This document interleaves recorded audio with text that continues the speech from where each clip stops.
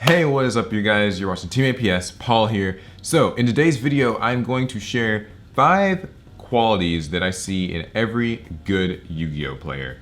I guess I should preface this by saying I'm not saying that I'm a good Yu-Gi-Oh player or that I do all of these things. Instead, I'm saying these are traits that I've observed in players who tend to top regionals, top YCS events, win YCS events. Some of they're sort of like personality traits mixed with in-game traits and things like that. So maybe if you're aiming to be, the best Yu-Gi-Oh player in your region or whatever, do really well, these are things that you could like pick up and some tips on. So yeah, the first quality is good players are really good at baiting out cards and consequently holding on to their most powerful cards. So in Yu-Gi-Oh, there are loads of ways to interact with your opponent, and you've got like lots of kind of reactive cards. Things like Torrential Tribute, things like Raigeki, things like the Solemn cards, those are good examples. And of course, everyone's favorite, hand traps. Well, the good players that I've noticed are really they're really adept at making their opponent, kind of like take the bait, right? A good example, and this isn't like a universal example, it can of course change based on the situation, based on matchups, whatever. But a good example is Ashe Blossom. So everybody hates Ashe Blossom, oh, it's so annoying, it's broken, it's expensive. But yeah, Ashe Blossom, very powerful card, but it can only use its effect once per turn. So once your opponent has used their Ashe Blossom, you get to know that you don't have to worry really about any more Ashe Blossoms that turn.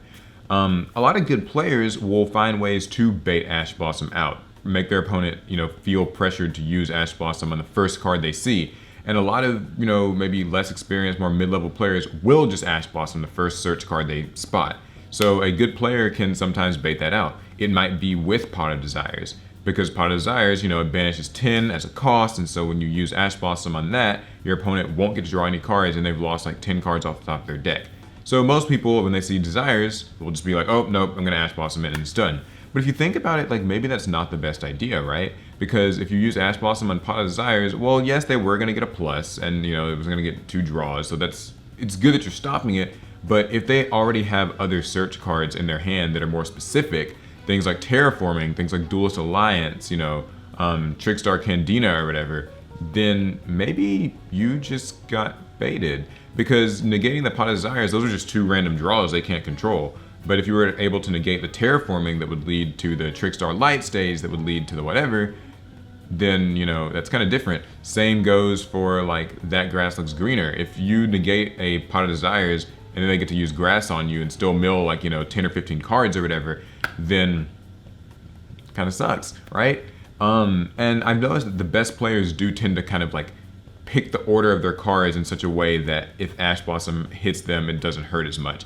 That example doesn't always have to be Pot of Desires, it can be like several other different cards. I've seen players take the bait and like Ashe Blossom on, Upstart Goblin before. So yeah, I've noticed the best players are really good at making less skilled players feel pressured to do that. And like I said, consequently, the best players also tend to hold their Ashe Blossoms. They'll tend to hold their, solemn cards to the point where they really need them. So yeah, it kind of goes both ways. Trait number 2, they're really good at breaking down and simplifying rogue and gimmicky decks. So when you think of, gimmicky decks in Yu-Gi-Oh, you think of things like Chain Burn, but you also think of just like kind of the weird archetypes like Magical Musketeers or, just stuff like that, where they have just some little thing that they do, and when it works well, but otherwise it kind of doesn't.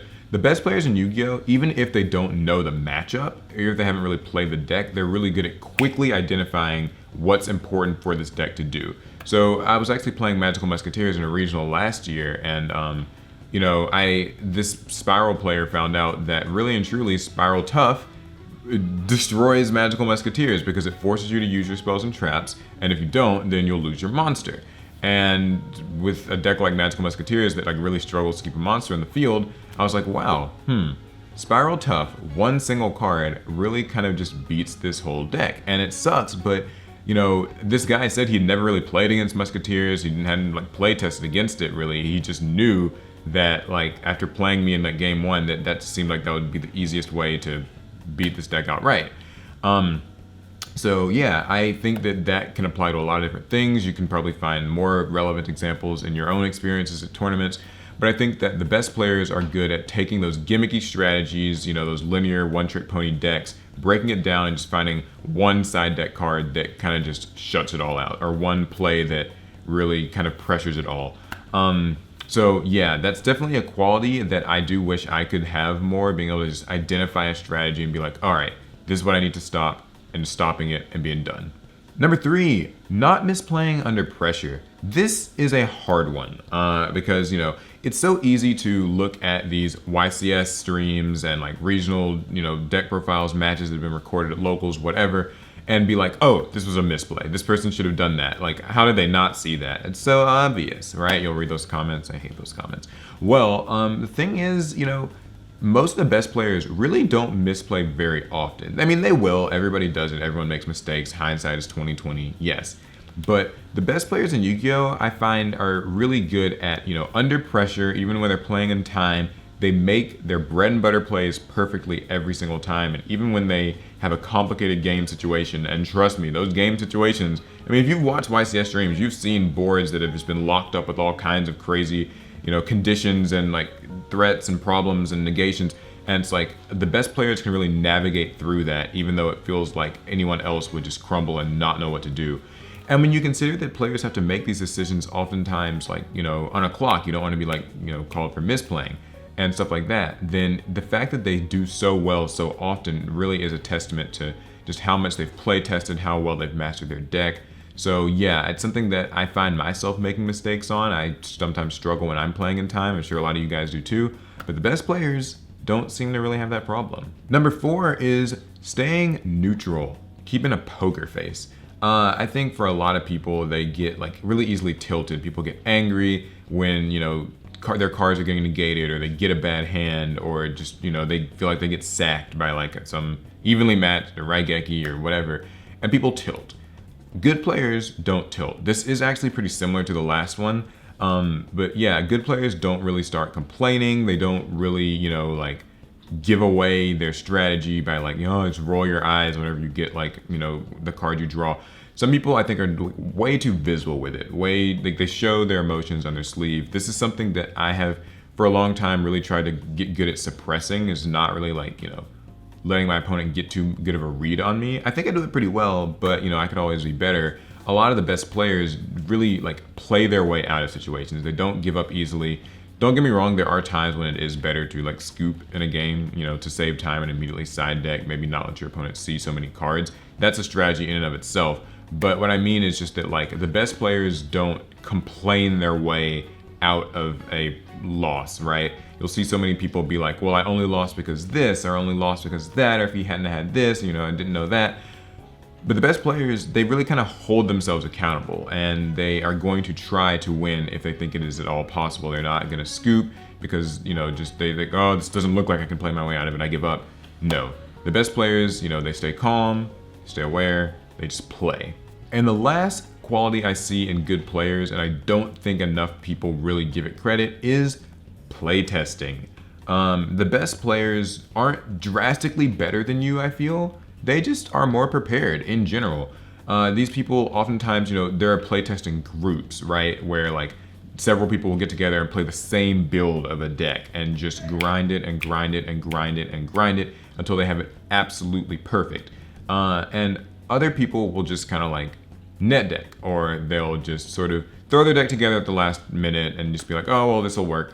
And then kind of complain when they see this dead card in their hand all the time that they chose to put in their deck, or they'll complain when a matchup beats them, but the truth is, if you had play tested against this, you would know what to do. I think not enough people really put preparation into these events, predicting what deck are you most likely to see at a regional or YCS. How can you main deck some outs to it? How can you counter the common plays? How much have you played it so that you're comfortable with every single thing that opposing deck can do, every single thing you can do to stop it?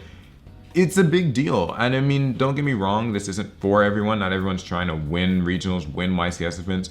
But I feel that if you are, or if you find yourself losing to, good players, this is probably one of the reasons. So anyways, those are the 5 traits I notice in all good Yu-Gi-Oh players. They seem to have, in abundance, pretty much all of these qualities. They're prepared, they don't lose focus, they don't tilt, right? They're really good at like spotting things, baiting things, all of that stuff. If you're looking to get better at Yu-Gi-Oh, maybe these are tips that you can use and apply to your own game. Now, that's the video, so let me know down in the comments, what do you think? Are these do these hold true? Is this true to concept? Like, are these the qualities you see in the best players at your locals or at your regionals? And also, what other tips would you give to people who are trying to get better? What qualities do you see in good players? I'd like to know. Anyways, thumbs if you like the video, subs if you love the video. I'll see you guys in the next one.